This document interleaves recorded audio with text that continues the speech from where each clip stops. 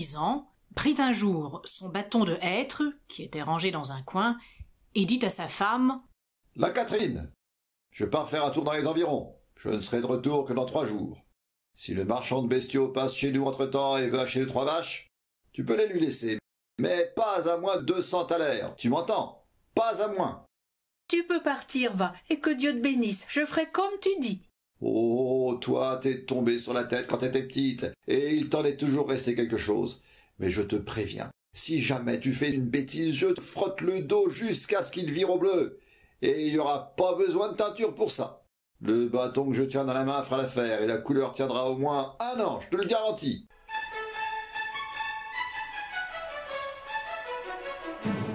Après ces bonnes paroles, l'homme se mit en route.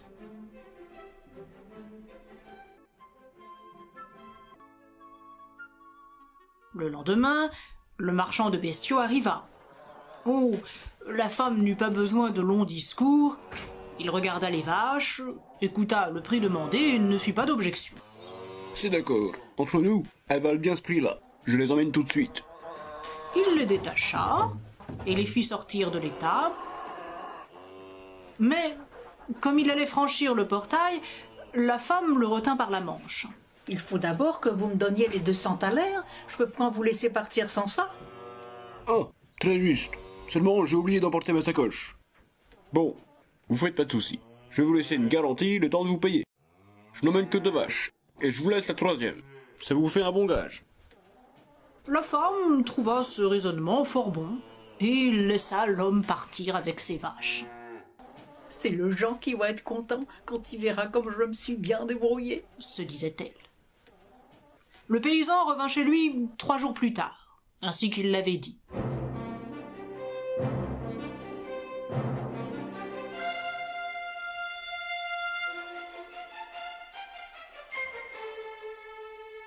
Et voulut tout de suite savoir si les vaches étaient vendues. Oui, mon Jean, et pour 200 thalers, comme tu avais demandé.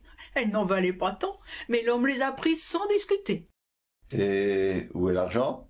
Je ne l'ai pas. Il avait oublié sa sacoche chez lui, mais il va bientôt l'apporter. Il m'a laissé un bon gage en attendant. Quel gage? Une des 3 vaches. Il ne pourra venir la chercher que quand il aura payé les autres. J'ai été maline, j'ai gardé la plus petite, celle qui mange le moins. Fou de colère, l'homme brandit son bâton et il allait lui administrer les bleus promis lorsqu'il laissa tout d'un coup retomber son bras. T'es décidément bête comme une oie, la plus bête de toutes les oies qui déambulent sur la terre du bon Dieu. Mais tu me fais pitié. Je vais me poster sur la route 3 jours durant et attendre de voir si je trouve une personne encore plus simplette que toi. Si j'arrive à la trouver, je te fais grâce. Si je ne la trouve pas, tu recevras sans plus tarder le salaire que tu mérites. Il sortit sur la grande route et s'assit sur une pierre en attendant les événements. Il vit alors venir une charrette avec une femme qui se tenait debout au beau milieu, au lieu de s'asseoir sur la botte de paille qui se trouvait là, ou de marcher à côté de ses bœufs pour les guider. Tiens, en voilà une qui pourrait bien faire l'affaire, se dit-il.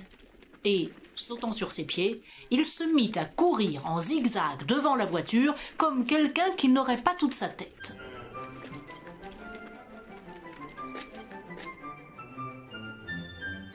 « Mais qu'est-ce que vous faites là, petit père?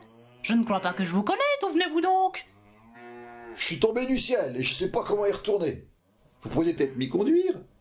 C'est que je ne connais pas le chemin, mais si vous venez du ciel, vous pourrez peut-être me dire comment va mon mari, qui est depuis 3 ans là-haut. Vous l'avez sûrement vu. Bien sûr que je l'ai vu, mais les choses ne vont pas forcément bien pour tout le monde. Il garde les moutons, et ces braves bêtes lui donnent bien du mal. Toujours à courir dans la montagne et à se perdre dans les broussailles. Il est obligé de leur courir après et de les rassembler sans arrêt. Il est tout égratigné, ses habits sont prêts de tomber en lambeaux. Il n'y a pas de tailleur là-haut, vous savez bien. Saint-Pierre n'en laisse entrer aucun. Qui aurait cru une chose pareille? Vous savez quoi? Je vais aller chercher son habit du dimanche, qu'elle est encore pendue dans l'armoire à la maison, comme ça, il aura de quoi se vêtir décemment. Auriez-vous la bonté de le lui apporter? Cela n'ira pas. On n'a pas le droit d'apporter des vêtements au ciel. On vous les prend à l'entrée. Écoutez, j'ai vendu mon blé hier, et j'en ai tiré une jolie somme, je vais le lui envoyer. Si vous mettez la bourse au fond de votre poche, personne ne fera attention. Bon, S'il n'y a pas moyen de faire autrement, allez, je peux bien vous rendre ce petit service. Restez assis là, je retourne à la maison chercher la bourse et je reviens bien vite. Je ne m'assois pas sur la botte de paille, je reste debout, comme ça les bêtes ont moins lourd à tirer. Et elle repartit avec ses bœufs. Eh ben, en matière de folie douce, en voilà une qui est plutôt douée. Si elle apporte vraiment l'argent, ma femme pourra s'estimer heureuse, elle aura échappé au coup. Au bout de peu de temps, la paysanne revint, en toute hâte, prit l'argent et le lui fourra elle-même dans la poche en le remerciant 1000 fois pour son obligeance. Lorsque la paysanne revint chez elle, elle y trouva son fils de retour des champs. Elle lui raconta par le menu les choses étonnantes qui lui étaient arrivées et termina en disant « Je suis bien contente d'avoir eu l'occasion d'envoyer quelque chose à mon pauvre homme. Qui aurait pu imaginer qu'il manquerait de quelque chose au ciel ?» Le fils était au comble de l'émerveillement. « Mère, quelqu'un qui arrive du ciel comme ça n'arrive pas tous les jours. Je pars voir si je ne peux pas le rattraper. Je voudrais qu'il me raconte comment c'est là-haut et comment marche le travail. » Il sella son cheval et partit au galop. Il trouve un autre homme assis sous un saule et s'apprêtant à compter l'argent contenu dans la bourse.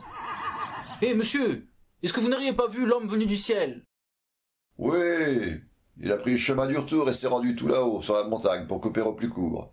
Si vous vous dépêchez, vous pouvez encore le rattraper. » Je me suis échigné toute la journée et la course jusqu'ici m'a achevé. Vous connaissez l'homme. Soyez gentil, prenez mon cheval et demandez-lui de revenir. Bon, songea le paysan. En voilà encore un qui n'a plus d'huile dans la lampe. Allez, je peux bien vous rendre ce petit service, dit-il. Il enfourcha donc le cheval et s'éloigna au triple galop. Le jeune homme demeura assis à l'attendre jusqu'à la tombée de la nuit. Mais le paysan ne revint pas. Évidemment, songea-t-il. L'homme venu du ciel devait être trop pressé de rentrer. Il n'aura pas voulu retourner sur ses pas, alors le paysan lui a laissé le cheval pour qu'il le donne à mon père. Il rentra chez lui à pied et raconta à sa mère ce qui était arrivé, et comment il avait envoyé le cheval à son père pour qu'il n'ait plus à courir de tous les côtés. « Tu as bien fait, tu as encore de bonnes jambes à ton âge, et tu peux bien aller à pied. » Lorsque le paysan fut revenu chez lui, il conduisit le cheval à l'étable, l'installa à côté de la vache laissée en gage, puis vint retrouver sa femme. « T'as de la chance, la Catherine. J'ai trouvé 2 fous encore plus simples que toi. T'échappes au coup de bâton. Ce sera pour une autre fois. » Là-dessus, il alluma sa pipe et s'assit dans le vieux fauteuil du grand-père. Pour une bonne affaire, c'est une bonne affaire. Pour le prix de 2 vaches maigres, un cheval fringant et une grosse bourse bien remplie par-dessus le marché. Si la bêtise devait toujours rapporter autant, ma foi, elle finirait par m'inspirer du respect. Ça, c'est ce que pensait le paysan. Mais vous, je suis bien sûr que votre sympathie va au simple d'esprit.